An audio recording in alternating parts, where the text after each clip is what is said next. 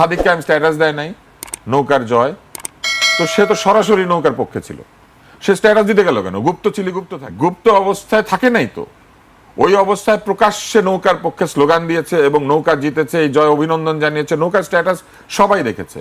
তাহলে যে প্রকাশ্যে এই কাজ করলো সে কি করে? আবার কিন্তু বলেছেন আইনজীবীরা যারা উল্টাপাল্টা কাজ করে নাই তারা যেতে পারছে, তারপরে শ্রমিক কৃষক যারা উল্টাপাল্টা কাজ করে নাই তারা শ্রমে যেতে পারছে, ডাক্তার যারা উল্টাপাল্টা করে নাই তারা ডাক্তারি করতে পারছে।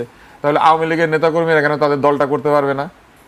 তারা তো এগুলো তো অংশ নেয় নাই, যারা অংশ নেয় নাই তাহলে কেন তারা দলটা করতে পারবে না? দল একবার সার্জিস কয়েকশো গাড়ি নিয়ে বের হয়ে গেলেন, তাসনিম জারা তার সমালোচনা করলেন। সার্জিসের গাড়ির দায়িত্ব কিন্তু তাসনিম জারা নেন নাই, একই দলের মধ্যে থাকার পরেও। কিংবা হাসনাতের বক্তব্য, সার্জিসের বক্তব্যের দায়িত্ব এনসিপি নেয় নাই, ইট খুলে ফেলবে বলেছিল ডিজিএফআই অফিসের, সেনাবাহিনীর প্রধানকে গালিগালাজ করেছিল, এনসিপি কিন্তু তাদের বক্তব্যের দায় নেয় নাই। এইবার আসেন, আওয়ামী লীগ কি দল হিসেবে কোথাও গুলি করার নির্দেশ দিয়েছিল? দেয় নাই। আওয়ামী লীগের নেত্রী এবং প্রধানমন্ত্রী একই ব্যক্তি, এবং উনি নির্দেশ দিয়েছেন কি দেন নাই সেটা কোর্ট বিচার করবে। ওনার নির্দেশের দায়িত্ব আওয়ামী লীগের লাখ লাখ নেতাকর্মী নিতে হবে কেন? তাদের দল তো এটা বলে নাই, তারাও সেটা বলে নাই। লাখ লাখ নেতাকর্মী তো বাড়ির ভিতরে ছিল, তারা আন্দোলনের যোগ যদি নাও দিয়ে থাকে, আন্দোলনের বিরোধিতাও করে নাই।